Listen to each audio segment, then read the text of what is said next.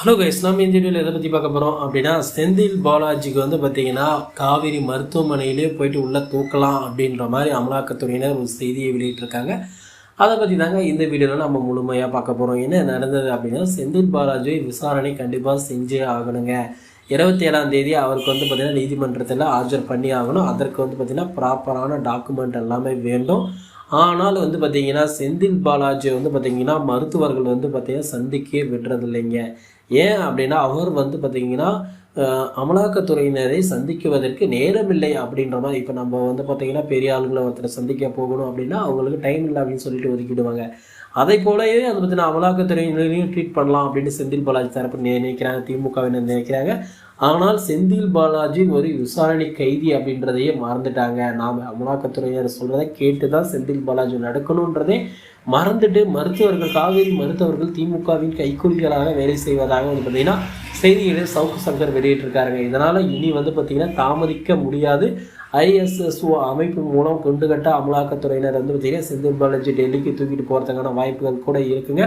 மருத்துவர்கள் என்னதான் அறிவிக்கை கொடுத்தாலுமே காவேரி மருத்துவர்களை நம்பக்கூடிய விதமாக வந்து பார்த்திங்கன்னா அமலாக்கத்துறையினர் இல்லை, நாங்கள் எய்ம்ஸ் மருத்துவர்களை வச்சு நாங்கள் பார்த்துக்குறோம் அப்படின்ற மாதிரியான தகவல்களை வெளியிட்டிருக்காங்க.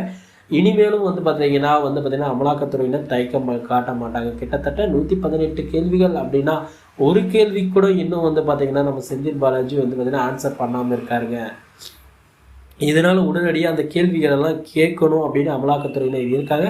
அது மட்டும் இல்லாமல் பல விஷயங்கள் வந்து பார்த்திங்கன்னா அமலாக்கத்துறையினருக்கு தென்பட்டிருக்குங்க. அதை எல்லாமே செந்தில் பாலாஜிக்கிட்ட எப்போ கேட்கலாம் அப்படின்ட்டு வந்து பார்த்திங்கன்னா ரொம்ப டஃப்பாக இருக்காங்க. ஆனாலும் காவேரி மருத்துவர்கள் அவரை உள்ளே விடாமல் இருக்கிறதுனால அவர்களால் ஒன்றுமே செய்ய முடியாமல் இருக்குங்க. 118 கேள்வியில் 18 கேள்வியாவது கேட்டிருந்தா கூட ஒரு நிம்மதியாக இருந்திருப்பாங்க. ஆனால் திமுகவினர் அவருக்கு வந்து பார்த்திங்கன்னா ஆப்ரேஷன் பண்ணதே அது எல்லாமே வந்து பார்த்திங்கன்னா அவரை வந்து பேச வைக்கக்கூடாது அப்படின்ற விஷயத்துக்காக தான் வந்து அவருக்கு ஆப்ரேஷன் தான் பண்ணியிருக்காங்க. கிட்டத்தட்ட 2-3 மாதங்கள் ஆனால் எல்லாமே அப்படியே மறைந்து போகும் அப்படின்ற நினைவில் வந்து பார்த்திங்கன்னா ஆப்ரேஷன் பண்ணி செந்தில் பாலாஜி பேச முடியாத நிலைக்கு கொண்டு போயிருந்தாலுமே அமலாக்கத்துறையினர் அவரை விடுவதற்கான வாய்ப்புகள் மிகவும் குறைவுங்க. இதனால் இனி வந்து பார்த்திங்கன்னா செந்தில் பாலாஜியை காப்பாற்றுவது வந்து பார்த்திங்கன்னா அமலாக்கத்துறையினராக தாங்க இருக்கும், திமுகவராக இருக்க மாட்டாங்க அப்படின்ட்டு சமூக வலைதளங்கள்லாம் மிக மிக வந்து பார்த்திங்கன்னா நிறைய விஷயங்களை ஷேர் பண்ணிகிட்டு இருக்காங்க. என்னதான் நடக்கும் அப்படின்ட்டு வந்து பார்த்திங்கன்னா பொறுத்திருந்து பார்க்கலாங்க. செந்தில் பாலாஜி வந்து பார்த்தீங்கன்னா உண்மையை வந்து காவேரி மருத்துவமனையிலே சொல்லிடுவாரா, இல்லை டெல்லிக்கு கொண்டு போய்ட்டு எய்ம்ஸ் மருத்துவர்கள் ஆப்ரேஷன் பண்ணணும், அதுக்கப்புறமா தான் உண்மையான ஆப்ரேஷன் கண்டால் தான் உண்மையை சொல்லுவாரா அப்படின்னு பொறுத்து வந்து தாங்க பார்க்கணும். ஓகே ஃப்ரெண்ட்ஸ், வீடியோ உங்களுக்கு பிடிச்சிருந்தது அப்படின்னா நம்ம சேனலை சப்ஸ்கிரைப் பண்ணி பக்கத்துலேயே ஆல்னு ஒரு பட்டன் இருக்கும், அதையும் கிளிக் பண்ணி வச்சுக்கோங்க.